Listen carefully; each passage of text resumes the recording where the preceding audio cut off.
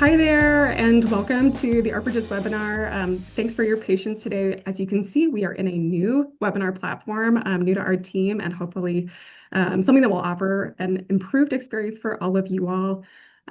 As folks are joining, if you don't mind sharing where you're coming from in chat, it's always a fun thing for our team to see who's here and excited to connect and learn more about these great projects. So just going to give folks another second here before we kick things off. I'm Hannah Leatherman, our Senior Partner Relations Officer here at ArtBridges, and I'm excited to host and moderate, seeing folks from Eastern North Carolina. Thanks, Nan. And others too. Great. All right. Hi, Akron Art Museum. Great ArtBridges partners here.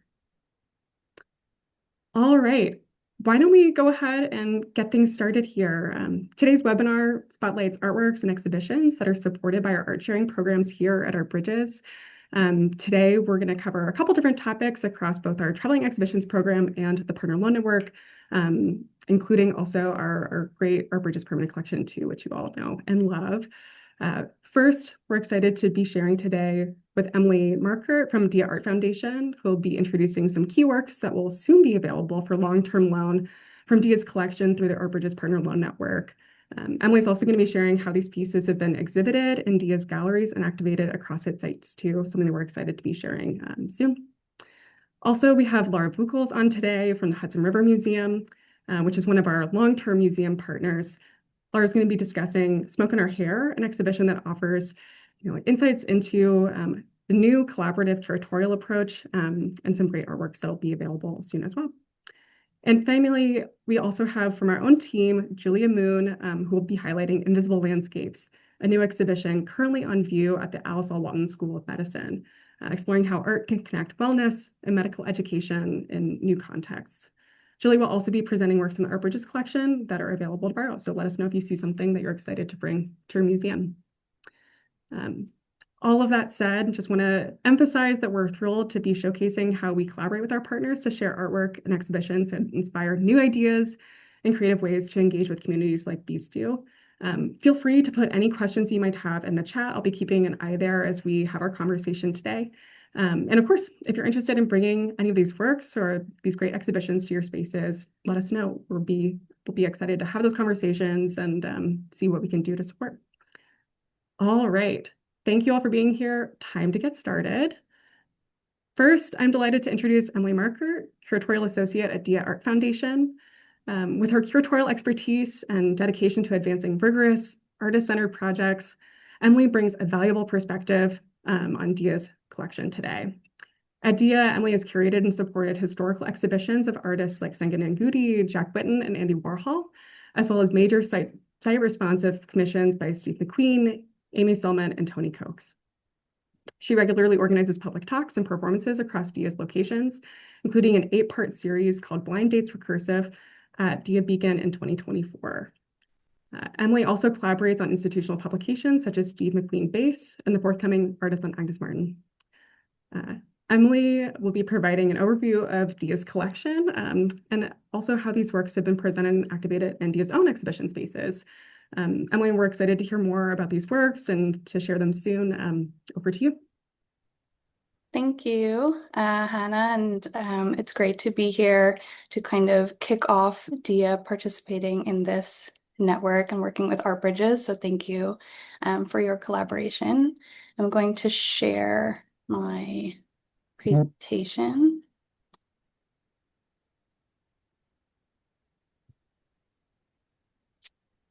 And I hope that looks correct, and I'm just going to keep going. Just for some context for anyone who isn't familiar with Dia Art Foundation is a constellation of 12 sites and locations, which are mapped across this slide. Generally speaking, our collection and exhibition program focus on minimal and conceptual art of the 60s and 70s, but we also work with artists of the subsequent generations who sort of inherit and critique these legacy movements. And as an artist-centered institution, we frequently commission new works and have since the 70s been helping artists realize seemingly impossible kind of visions. I imagine many of you are familiar with Dia Beacon and maybe also Dia Chelsea. A few of you may know Dia Bridgehampton as well. These are the three locations where we have rotating exhibitions, and in Beacon and Bridgehampton, we also have parts of the collection on view. All our other sites are permanently sited artworks. So Robert Smithson's Spiral Jetty or Walter de Maria's Earth Room, these are works that are in our collection. They were either works commissioned by DIA initially or have since been acquired and are now stewarded by DIA. Since this presentation focuses on our collection, I'll just say a few more words about Beacon, since this is where you can find the most works from the collection on view at any given time. Dia Beacon opened in 2003 and is housed in a former Nabisco box printing factory along the Hudson. Some of the galleries and site-specific installations here have been on view since the museum opened, have not changed. But critically, even our temporary exhibitions have a minimum duration of 1 year. So this is really in line with ArtBridge's own lending timeline. And for us, the DIA durational model really kind of encourages repeat visits and a depth of engagement, particularly because in Beacon, our galleries are predominantly lit by natural light. And so repeat visits might be influenced by the weather that day, the season in which you're visiting, etc. This little timeline here is just meant to give you a sense of the size of DIA's really idiosyncratic collection. Despite our square footage, our collection is quite small for a mid-sized institution, I would say, consisting today of just 1,054 objects by 86 artists. And as you can see from the markers here, the establishment of Dia Beacon in particularly really kind of constituted exponential growth in collecting as a priority. The collection artists generally are from that 60s, 70s period, or they're artists Dia has a long-standing relationship with. So these are the 5 groupings for ArtBridges that we're really excited to be sharing for potential loan. They are all monographic, which is in keeping with our own practice of really exclusively doing monographic presentations. So I'm going to just speak briefly to each of these bodies of work now. The first is 3 works by Melvin Edwards, an artist who creates these kind of abstract sculptural works that consider racial politics and particularly African and African American history. In these architecturally scaled works, Edwards uses barbed wire, which he refers to as bee wire, a material he first started using in 1969, this kind of loaded and somewhat violent material that he recalled encountering as a child growing up in the segregated South. Here he uses the material to demarcate or obstruct space, and the works really embrace tensions between opacity and transparency, but also natural forces like gravity. Edwards first exhibited works with bee wire in 1969, and then there were 4 such works in his 1970 solo show at the Whitney, which critically was actually the first solo exhibition of an African American artist at the Whitney. But these 3 works are really special because they were conceived at the same time in 1970, but had not been fabricated until they were realized for Dia's exhibition in 2022, which, in keeping with that durational length, only closed this February. All of these works have variable dimensions, so they would be scaled to a borrower's space, potentially in conversation with Mel, which is how we did it at Dia Beacon. One practical note, especially with this work, as you can see, it kind of surrounds the entrance to the gallery, is that because of the barbed wire, we did include a note for visitors about on the wall and in printed materials, kind of encouraging that children be accompanied by an adult because of the presence of barbed wire. But we never had any incidents. We just did that out of an abundance of caution. The next grouping is a group of 9 works by Charles Gaines, conceptual artist who really uses systems to explore meaning and perception, how meaning is constructed. We've put together a group of 9 works that really um, signal Gaines' key motifs, and some of which are historically really important. I won't speak to all of these individually, but just to say, for example, the regression piece, the regression series is the first in which Gaines started deploying the grid, which he would then continue to use and continues to use now. And in each of the 7 drawings in the regression piece, there's a mathematical formula that's creating this sort of linear progression of the image. Meanwhile, Faces and the Trisha Brown series are 2 in which Gaines used photographs. The Trisha Brown work is particularly special, and that work, it represents a collaboration between Gaines and Brown, wherein he took photos of her dancing and then kind of analyzed and transposed her movements. Again, I won't run through all of these, but these are the rest of the works in this group, all of which feature tree imagery, a really common motif across Gaines' work. And I'll call out the Shadows works here, these 4 works from the Shadows series in which he's kind of turning a house plant and examining the perception of the plant and the shadows. And these works don't need to be installed in this kind of stack, but they do form a set together. The other practical thing I'll say about these works is just that, as you can see, they're all on paper, so they do have a light sensitivity, and they are all framed, as you can also see from the photos. I'm sure Solowitz's contributions to conceptual art don't need much introduction. This grouping is just a single work. A large-scale wall drawing conceived in 1968. That is the same year he created his first ever wall drawing, but similar to the Edwards piece, this work was first realized in 2003 for the opening of Dia Beacon. And there it was installed across 2 very large symmetrical galleries. The earliest of Lewitt's wall drawings, you may know, were always done by him, but subsequently assistants are able to use his instructions more like a score in a way that's often compared to interpreting and performing music. So the instructions for his wall drawings really vary in terms of brevity and complexity. This drawing, I would say, is on the more complex end, and thus we would put the borrower in touch with the Lewitt estate to have them help guide the installation. And they would also help identify who can execute the drawing. Sometimes this presents an opportunity to work with local artists, but that's always handled case by case. And one other practical note here is that after the drawing is completed, it's varnished, and after that, the work is very durable, just to know. Next, we have a group of 7 works by Robert Morris, who made really important contributions to minimal and post-minimal art.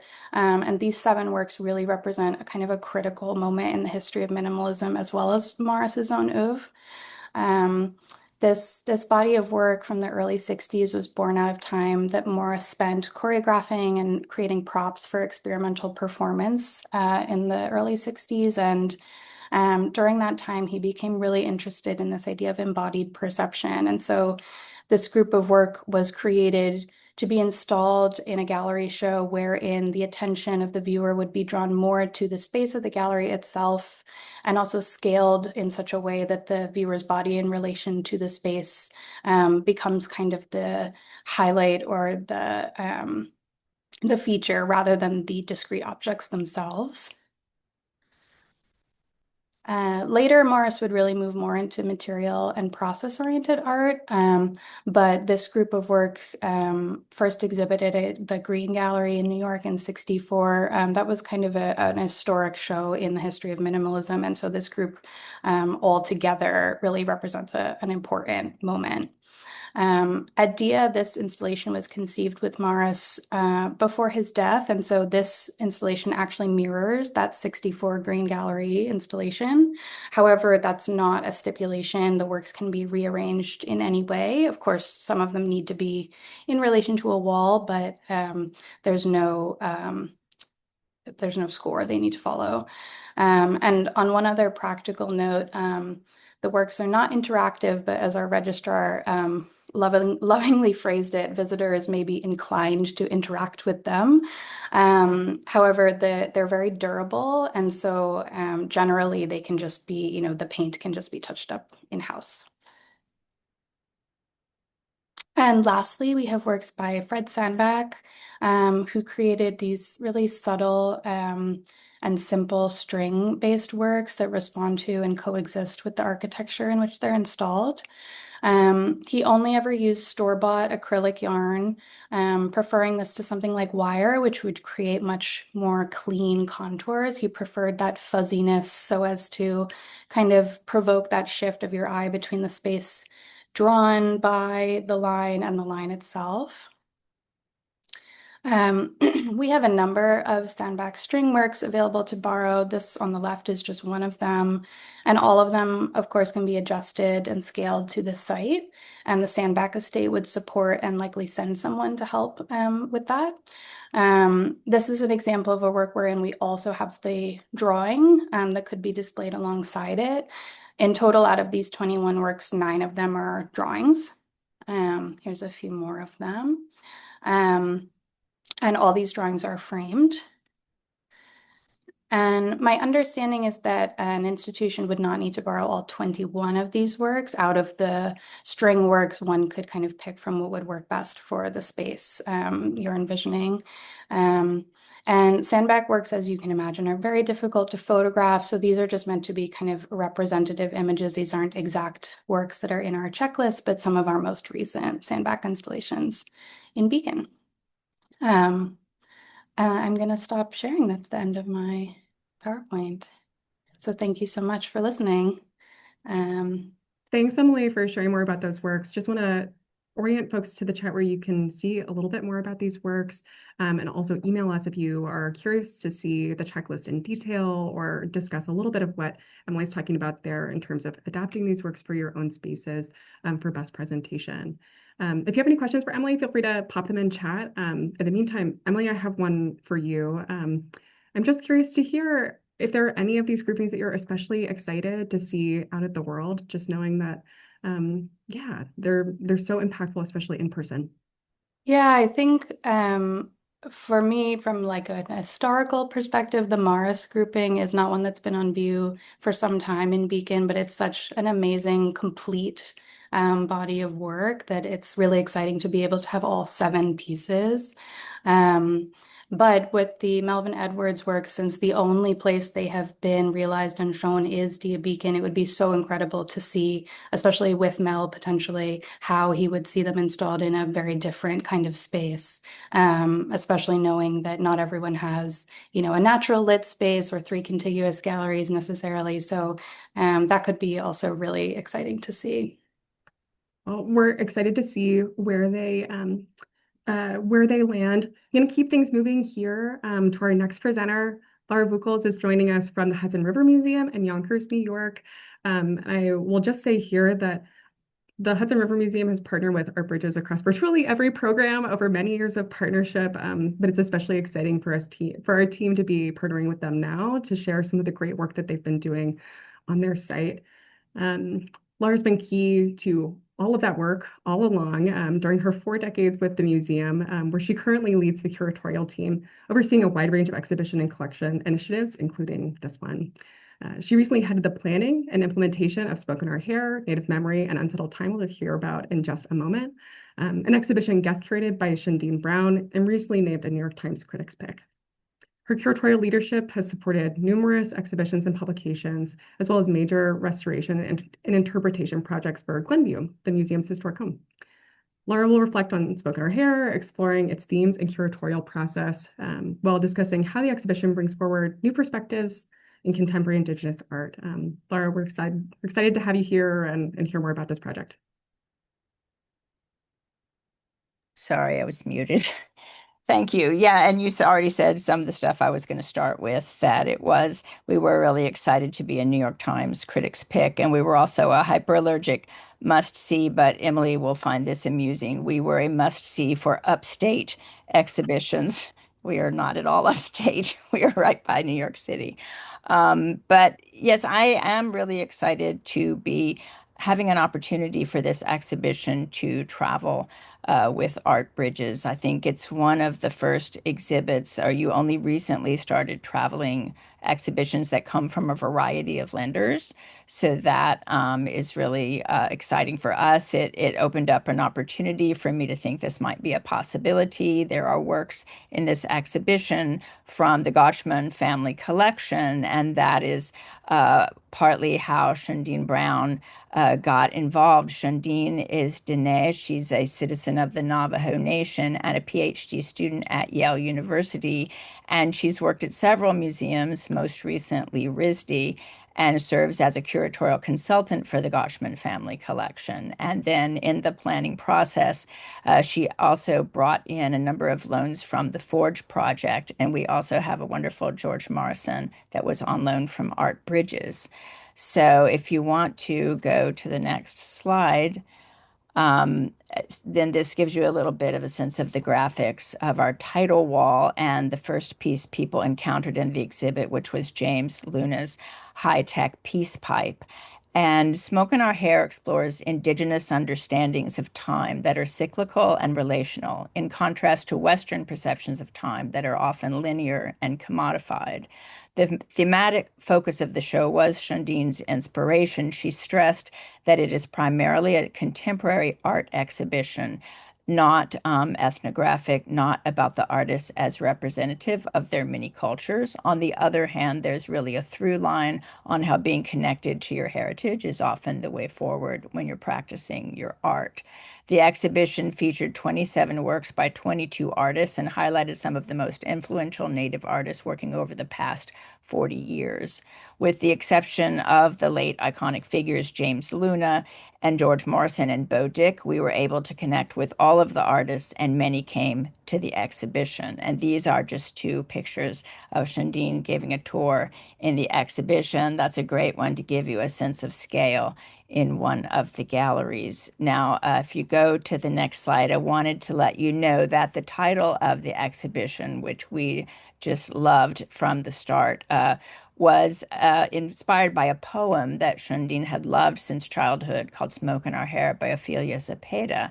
And these are the last few lines of the poem. And it's just talking about the idea of community being around a fire, but then if you leave and you go elsewhere, the smoke is still with you and the scent of it, brings you home, which is such a beautiful thought. And if you so because of that, she had this whole palette of the exhibition, which she was talking about from the very start, looking for artworks in those collections of things that were white and gray and red and brown and black.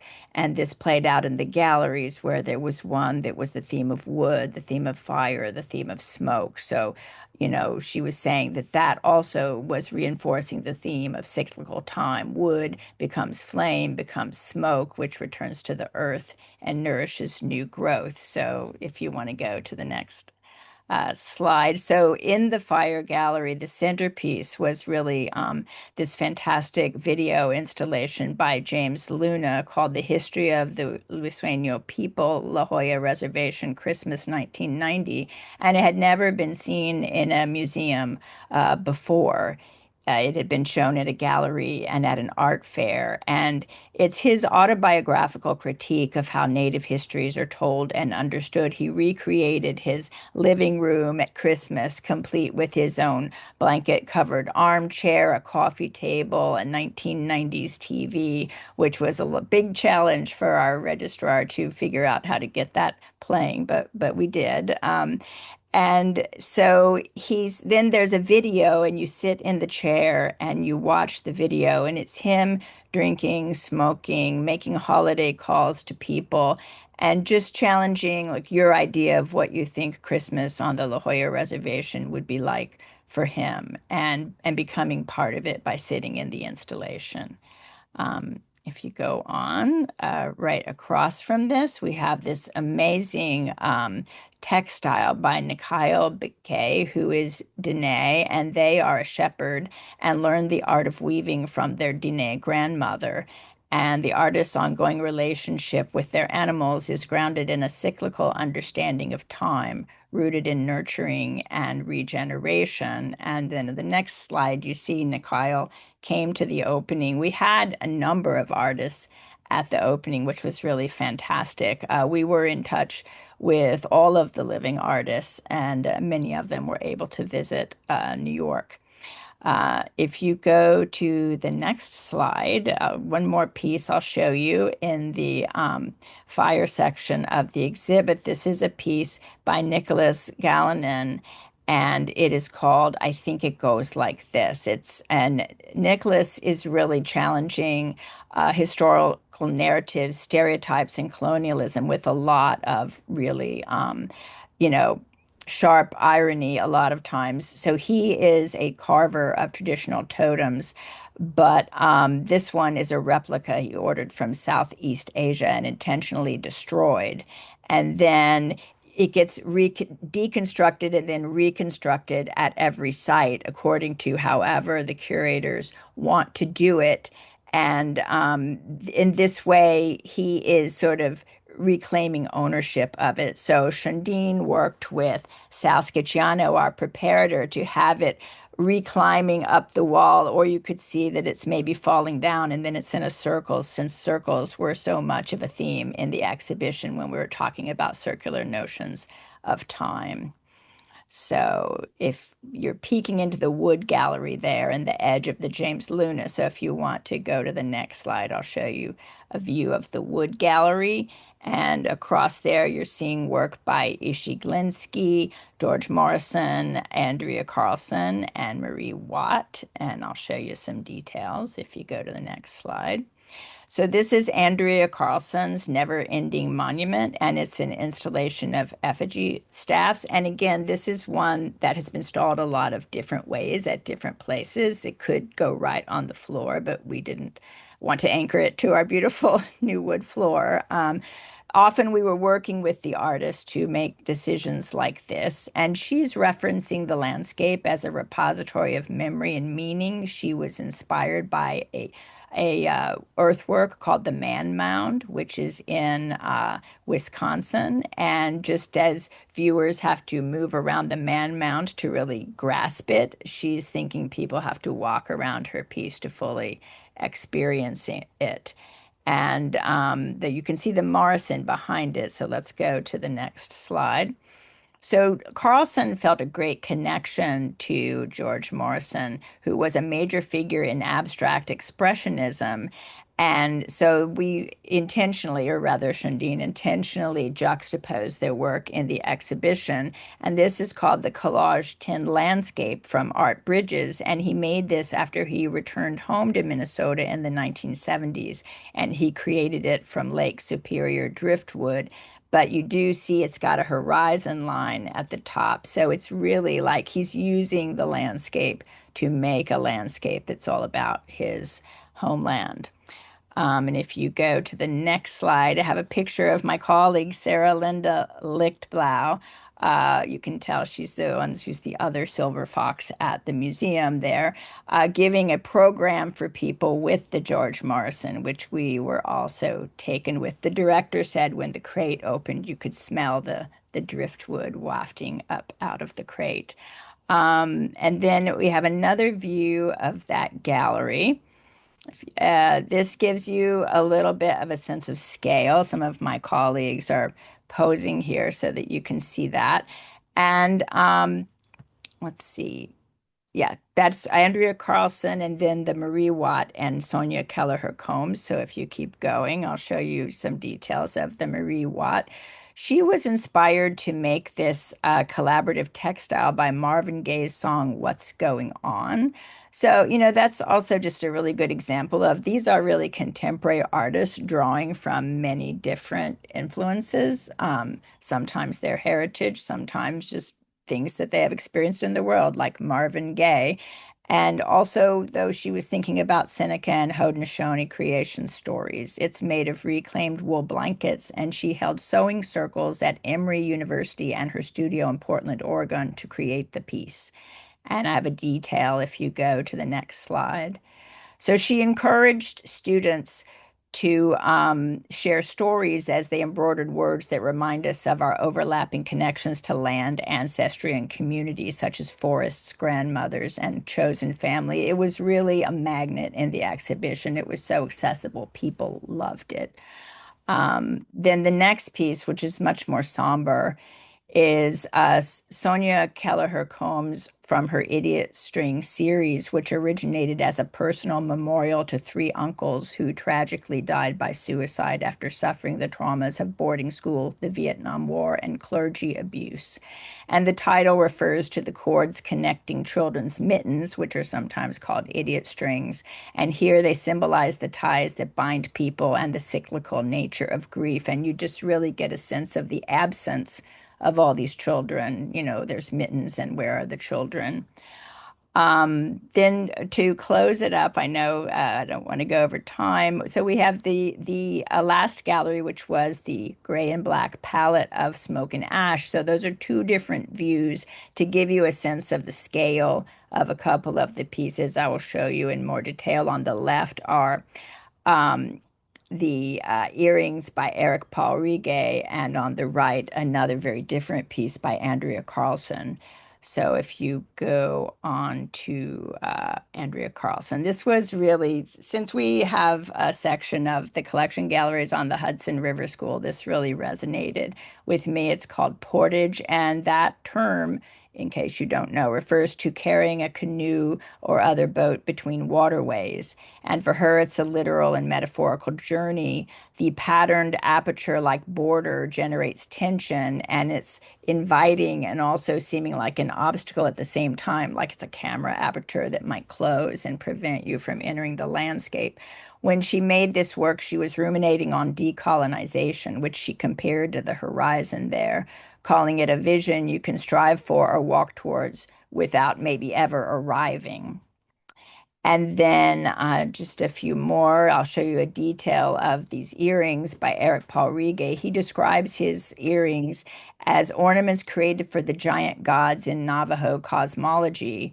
And his great-grandmother, who was a Diné weaver, told him that earrings, necklaces, and clothing listen, retaining experiences and preserving moments in time. And he's actually a dancer at many ceremonies and says it's like we're all dancing together. And then two more.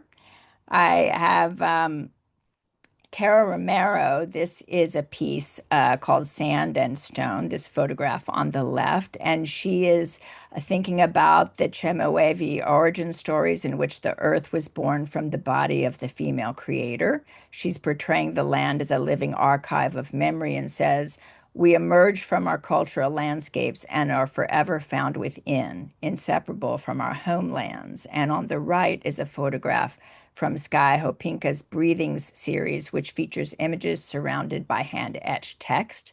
And he says these landscapes are bordered off by breaths etched on their surface, outlining pleas for quiet and respite and bearings to help traverse weary landscapes of wayward histories. And the last slide, which is just brings it around fun, is Sky Hopinka, who is a McCarthy genius, and he came and screened his experimental feature film, Mali Towards the Ocean, Towards the Shore, which is about the Chinookian origin of death myth from the Pacific Northwest. And while he was at the museum, he took advantage of being pictured in his, everybody sees James Luna as really an iconic hero of Native American contemporary art. And so he took advantage to sit in the chair. So that's it. And there's the exhibit's already up on the Art Bridges website, so you can just let them know if you're interested.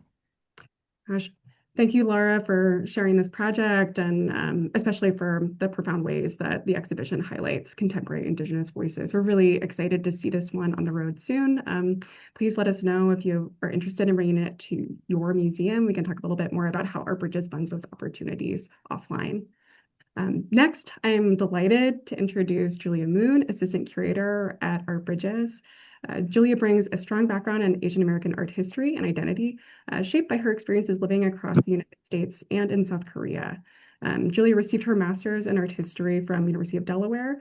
And today she'll be exploring Invisible Landscapes, an exhibition that's currently on view at the Alice L. Walton School of Medicine right here in Bentonville, Arkansas.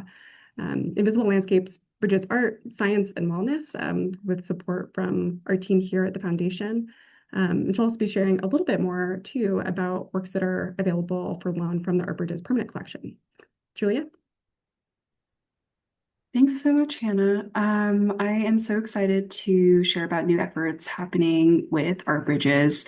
As Hannah kindly mentioned, we have recently begun curating spaces within the Alice Walton School of Medicine, to which I'll be referring to as its acronym AWESOME for the rest of the presentation.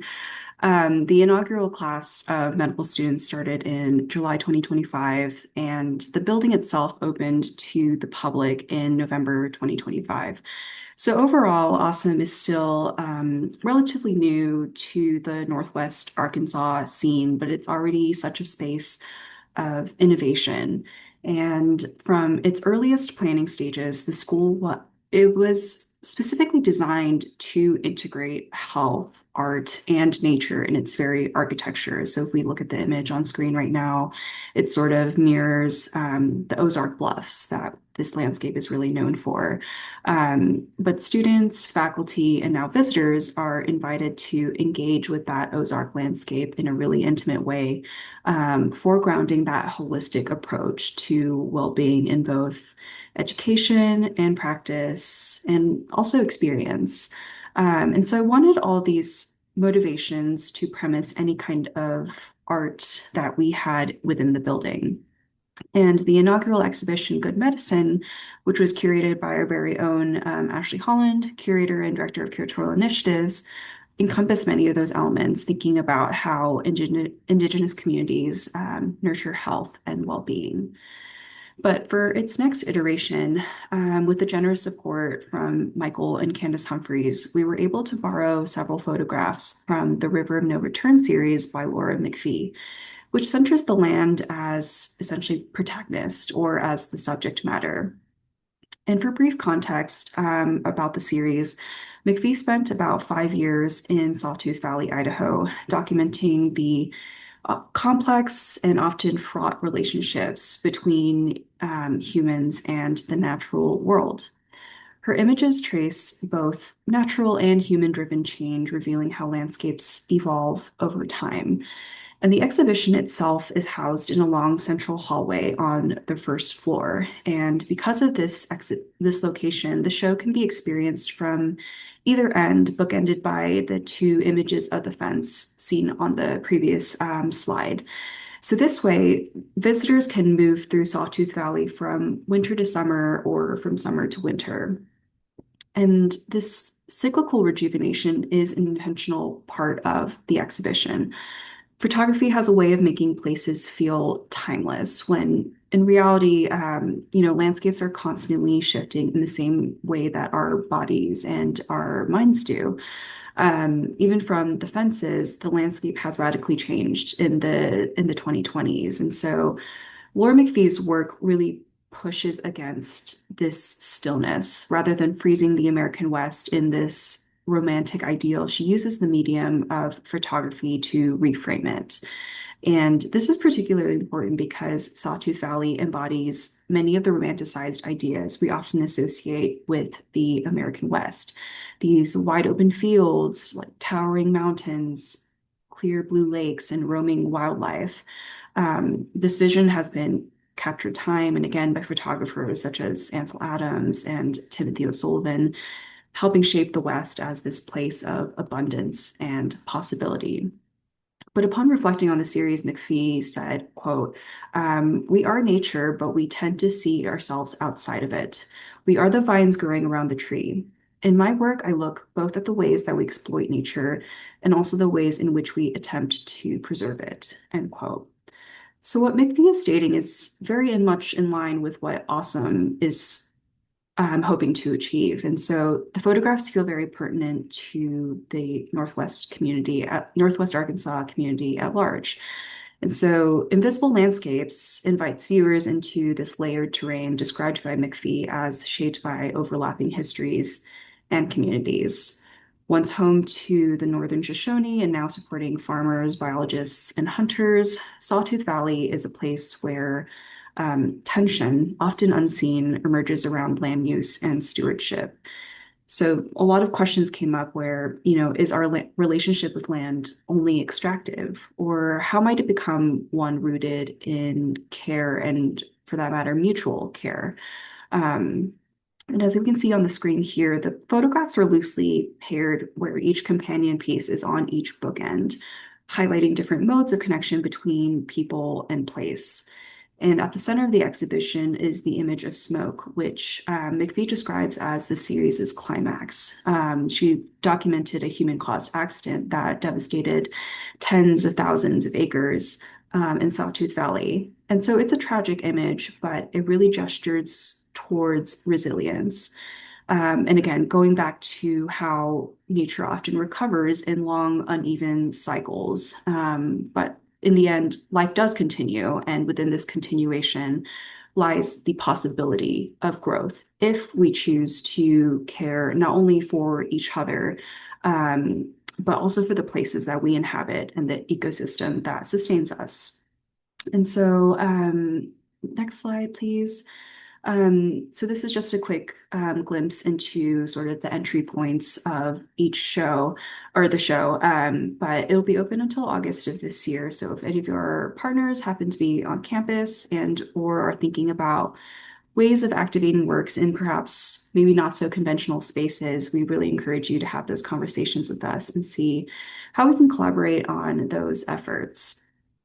But I also wanted to point your attention to another smaller exhibition on the second floor of the school that I have been really lucky to work on. Because Awesome is a space that considers, holistically like medicine, art, and wellness, I use this opportunity to briefly touch on a major artist in the Awesome collection that really engages the idea of healing in an artistic manner. Born in San Francisco's Chinatown in 1936, Bernice Bing had a tumultuous childhood and faced racism, misogyny, and homophobia throughout her life as a queer Asian American woman in the arts.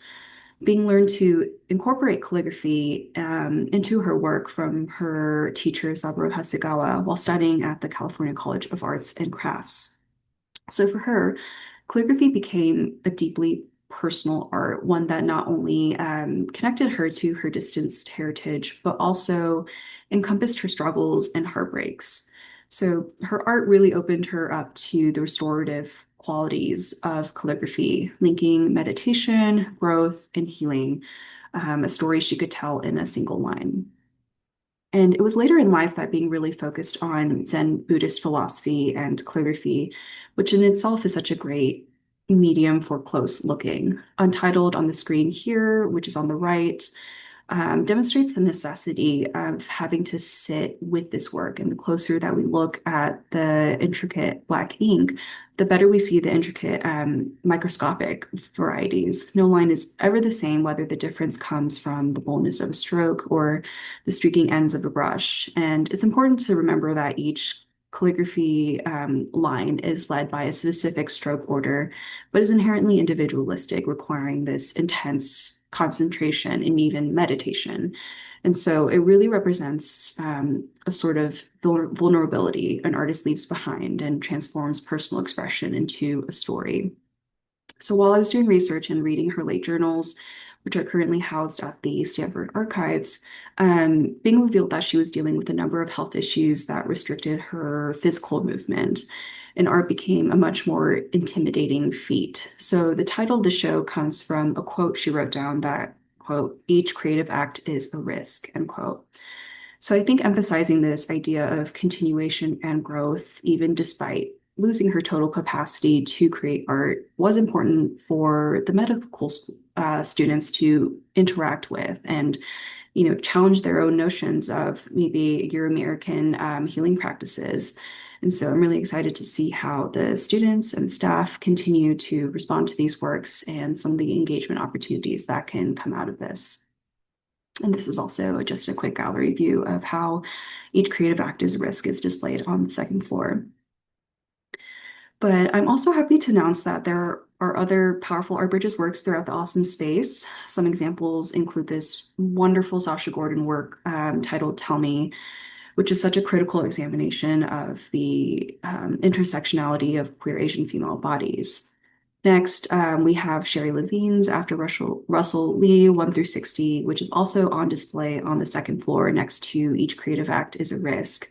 And the artist rephotographed Russell Lee's photographs of the rural communities in Pie Town, New Mexico. And I think it really offers an interesting counter dialogue with the Laura McPhee photographs. And finally, we have another Art Bridges work titled Goliath by Linda Manglis on the first floor as well. And the organic forms of the sculpture really emphasize, again, that necessity of close, slow looking. And it's placed in a really strategic location where there is a floor to ceiling, window that allows the light to come in and really shine on that surface. And so it's really engaging to just be with. But as I mentioned before, I do want to emphasize that Art Bridges wants to foster conversations about how we can support your projects. So I want to pivot and close with some pairings of available works in the upcoming months. First up, we have Terry Atkinson's Native Son and Guillermo Galindo's Sonic Borders. Both of these works engage sound in really specific ways that requires a degree of engagement from visitors. So if you have a space in your galleries that you're hoping to fill with an installation, or you're hoping to try and experiment with new kinds of programming that involve sound and music, I think these works would be amazing contributions. And next we have Senga Nuguti's ACQ Fandango and Howardina Pendel's Homage to the Square.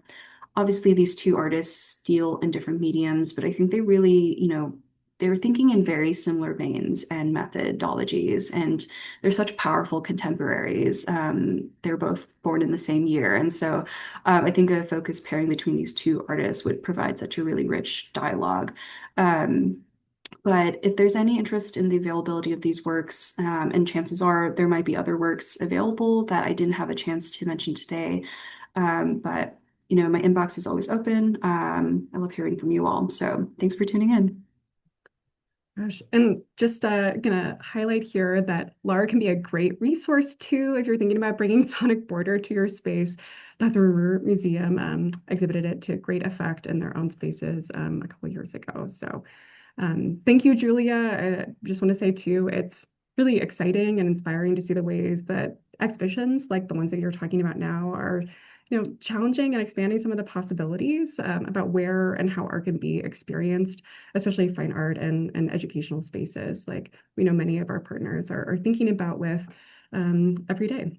And to everyone else, thank you for joining today's webinar. It's been a pleasure sharing these highlights with you, and we're especially grateful to our presenters for their insights. Hope that you're feeling inspired and excited about some of the artwork that is coming into rotation through our programs soon.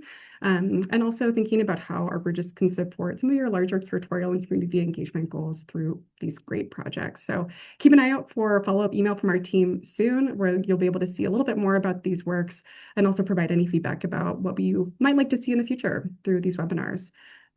Thanks again. Hope to see you next time. Thank Bye. you, everyone. It was really great to be here.